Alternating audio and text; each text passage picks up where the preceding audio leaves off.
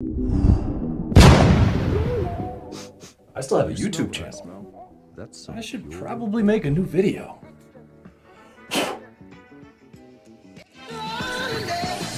What's up, motivators? Welcome back. It's Kevin. This is Pure Bullfit. I know it's been a while. In fact, I haven't made a video in... Where the bloody hell have you been? Toilet. I know. When the whole pandemic started, I was talking about having all this free time to make all these videos. It's going to be 1-2 a week, and it turned out to be more like... Please subscribe to my YouTube channel. New videos well, we're back to lying now. So yeah, it was fun while it lasted.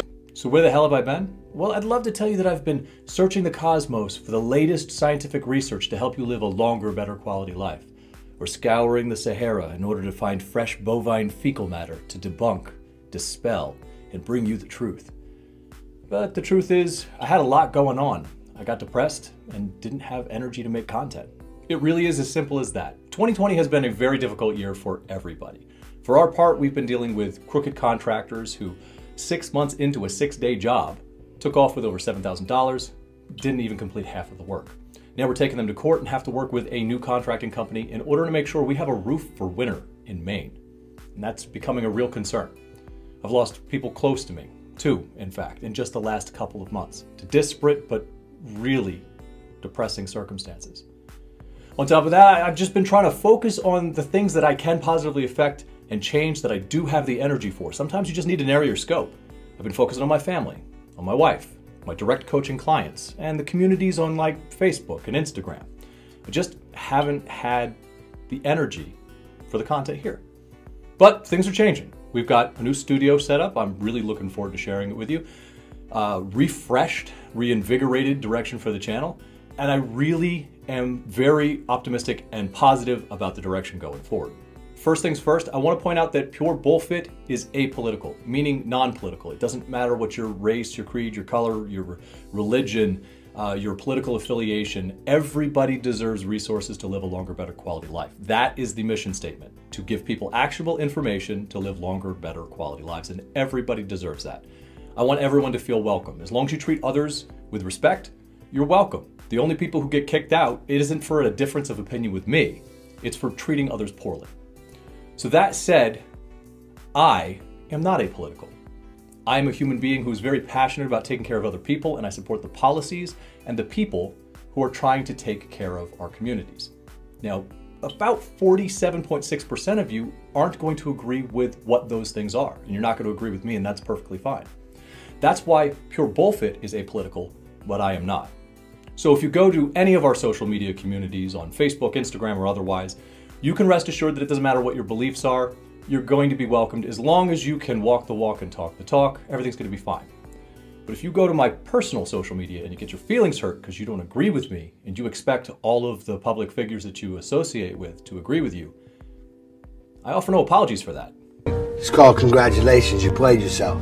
Secondly, Pure Bullfit is an education and evidence-based community, meaning that we look towards scientific and medical professionals to help guide us on what is conducive and constructive for a healthy lifestyle and health and wellness. The overwhelming majority of which have weighed in and said that wearing a mask, observing social distancing, and observing proper hygiene are crucial to help us maintain and mitigate the negative effects of the pandemic going on. And I can't believe that I live in a day and age where that is a controversial statement. We look to them to help us in figuring out what is a good body composition, what's healthy there, hormone levels, relationship with food. And we trust their judgment there, but all of a sudden, when it comes to something that may inconvenience us in our personal lives, suddenly we throw that out the window and we listen to a few crackpots.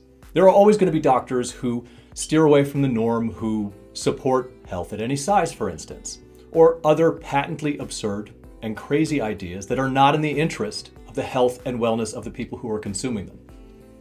The overwhelming majority has spoken. That's not a political stance. And this is not a political statement. It never should have been. At worst, that is a consideration for the people around you. And at best, it is a useful mechanism to mitigate the spread or risk of contracting a very deadly virus. But there's a lot of difference of opinion out there, and I am sharing mine. Mine just happens to be in line with the federal guidelines put out by medical and scientific professionals. Look, I get it. There are a lot of opinions out there and a lot of arguments against all of this, but I would like to point out that not all of them have to do with whether or not you should wash your hands, wear a mask, and observe social distancing. Those things don't need to be conflated. Our economy didn't need to be shut down. It did not. It has done damage. That is a big problem. We cannot do that again.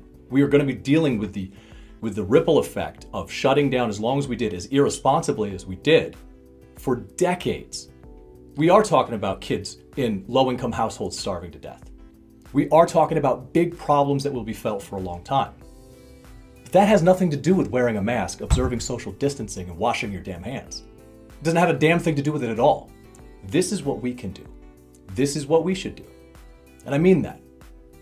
Now, I understand that content normally comes in kind of like groups. You know, you get groups of people together and they usually say the same things and they usually agree. There are people that I love and respect that are welcome at my dinner table that I have very different views on this particular subject with. And that just is what it is. This is what I support in Pure Bullfit. This is where we stand on it and where we've stood since the beginning.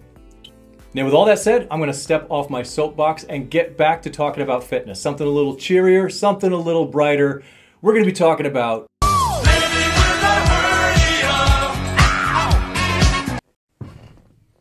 That's right, on top of everything else this year, I've got a hernia. Now, I'm not even sure how it happened, but it was months ago. I started experiencing pain in my lower abdomen. Now, it could have been exercise. It could have been the training for the online Twitch powerlifting meet, because it definitely did get worse during that time period. But I believe it started around the time I was relocating some of the roofing materials so that those damn contractors wouldn't just steal all of the $3,000 or $4,000 worth of materials after we fired them and told them to get their scaffolding and get the hell out. So I was trying to move all these metal sheets of roofing and the planks and everything else, and I felt something twinge, almost tear down there. But there was no subcutaneous bleeding, there was no subdermal bruising or anything like that, so I wasn't really worried about a tear until the pain started gradually getting worse and worse, and eventually prevented me from training at all. I haven't had a good solid workout in, except for maybe 1 or 2 sessions, in almost as long as I've put out a video. Meaning like 2.5 months. It's been a long time.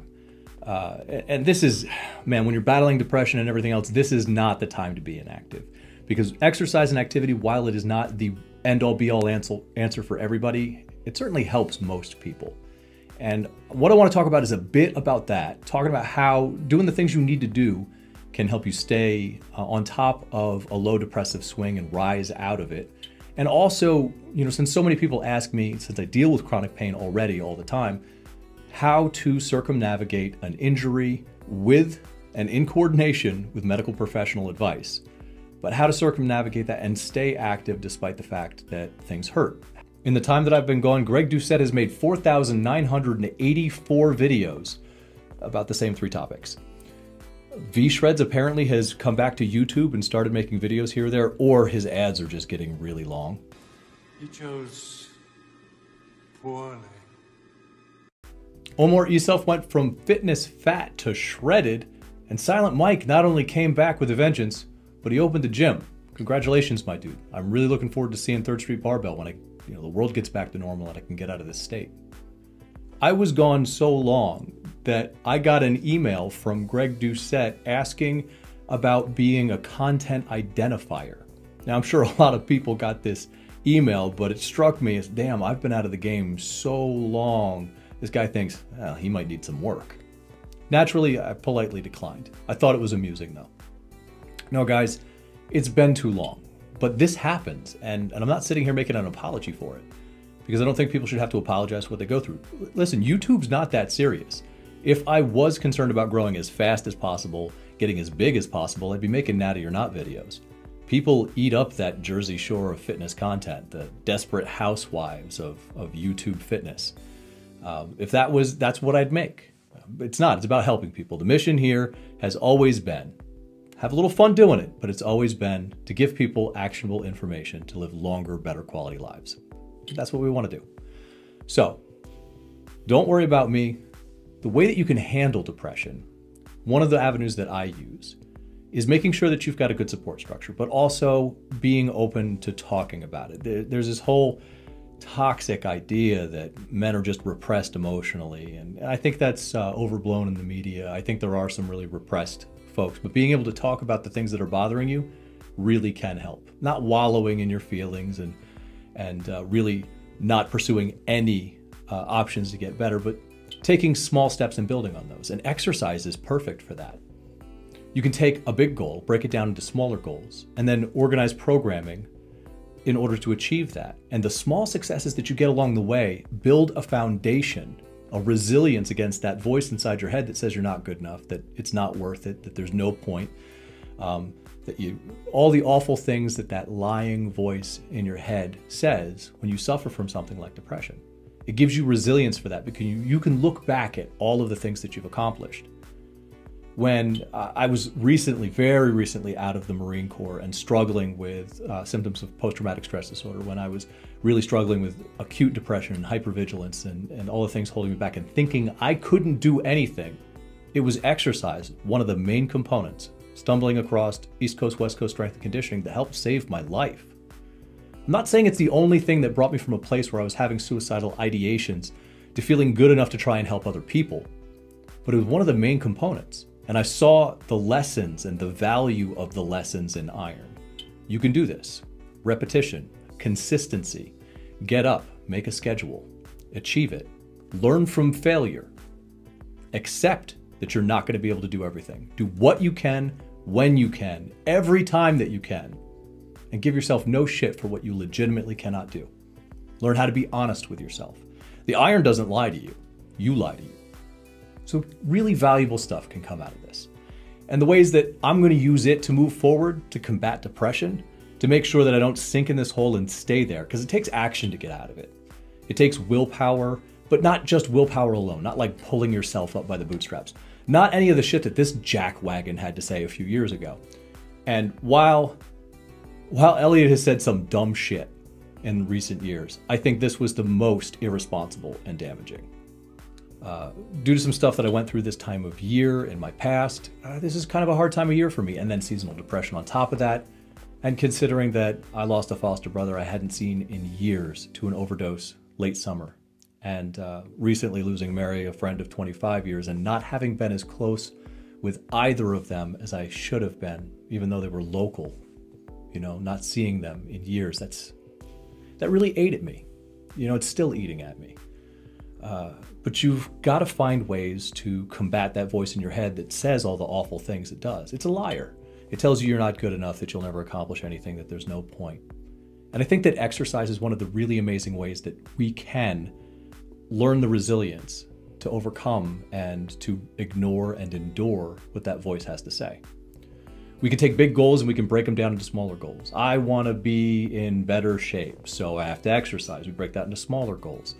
You know, I'm going to start with body weight movements, and then I'm going to move on to resistance training or working with what you have. And breaking those goals down into achievable bits is really key. It's through that consistency and that repetition, that feeling good and getting those endorphins from accomplishing your goal or learning from the failure to do so. That is what helps you build resilience. Emotionality and physicality, they overlap. The lessons that you learn in iron can be transferred over to your mental self. The iron doesn't lie to you. You lie to you, but the iron doesn't. Henry Rollins was onto something when he talked about the lessons in iron. Another really important thing to do if you're struggling with negative feelings and you're in a rut is to set a schedule for yourself. So for me, part of getting a hold of my health again, because it's been months, is going to be getting up at the same time every day, making sure my nutrition is more on point, and making sure my routine is kept. So in the effort to kind of cut weight to alleviate some of the issues that I'm experiencing with my joints and now with my hernia, I'm going to be doing some cardio every morning. And then at least 5 times a week, I'm going to be doing resistance training intelligently around my injury. And that goes into what I'm going to do about this hernia. Intra-abdominal pressure is the biggest risk that I'm facing right now.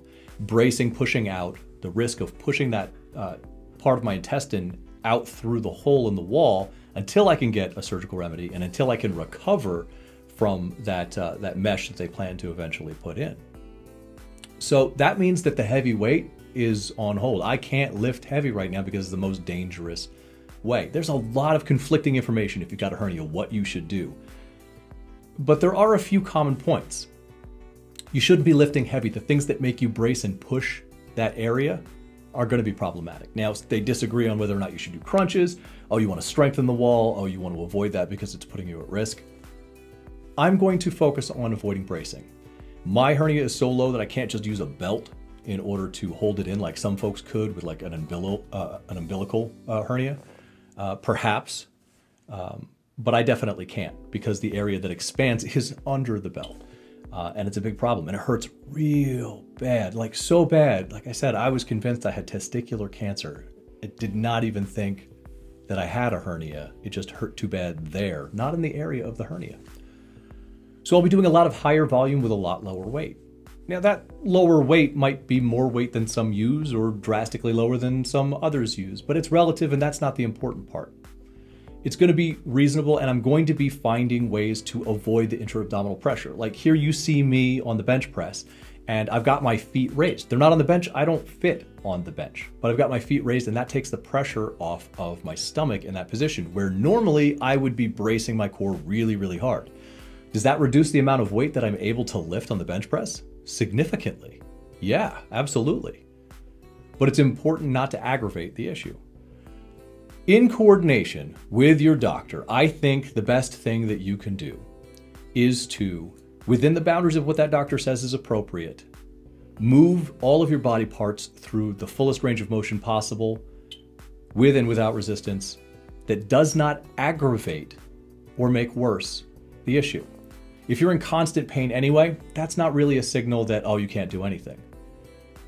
But if you do something that makes the pain worse, you need to avoid that. If you do something that makes it high risk, you need to avoid that as well. But there's a myriad of things that you can do in order to work around any movement and allow me to make the most progress possible. The other thing is the goal has to shift. It's been predominantly strength for years and years. That needs to change. Now, I've got significant muscle tear, so I am never going to try and get on a bodybuilding stage. I got a big section of my back missing from a musculotendinous juncture tear. High grade 2 tear in my back around the teres major. When I flex, the whole section's just missing. It's really easy to see. And I've got a tear in my pec up here. So symmetry off the table, I could never compete. But what we can do is see how ridiculously fit you can get despite injuries, despite the fact that I'm turning 42 in just a couple of months.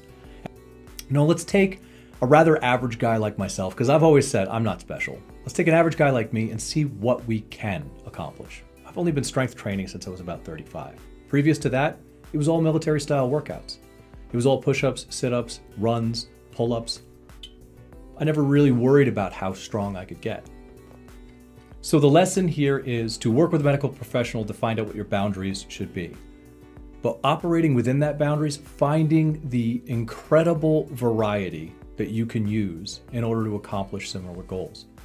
I'm still going to be able to work out. I do not like high rep sets.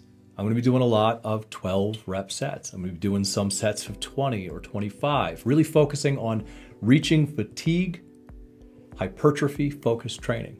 It's not my favorite. I do not enjoy that burn. I like lifting heavy shit. It's not time to lift heavy shit. It's time to take care of my body. And I really think a change in focus could be good. So let's do something good with it. I'm sorry it took so long for me to make a video. I'm a human being. I got a life to live. So do you. Don't get so caught up in this YouTube drama because none of it's important and none of the people in it are that important either. And thank you guys for being patient, letting me sort things out in my life. Thank you for sticking around. Thank you for staying to watch the video this far. I appreciate each and every one of you. And if you liked the video, go ahead and like the video. If you didn't like the video, they got a button for that too. As always, I want you guys to take care of yourselves and take care of each other. And until I see you guys again in the next video, well, go fit yourself. The absolute best part about this job is being able to help people no matter where they are with their goals. Through direct online coaching, using the Trainerize app, I'm able to deliver customized programming that changes as your needs do. Nutritional guidance, daily check-ins with the chat function, and we can even sit down and have face-to-face video chats should we need them. So if direct coaching is something that you need, or you just want to check out any of the other services that we provide, look us up at purebullfit.com and here at Trainerize.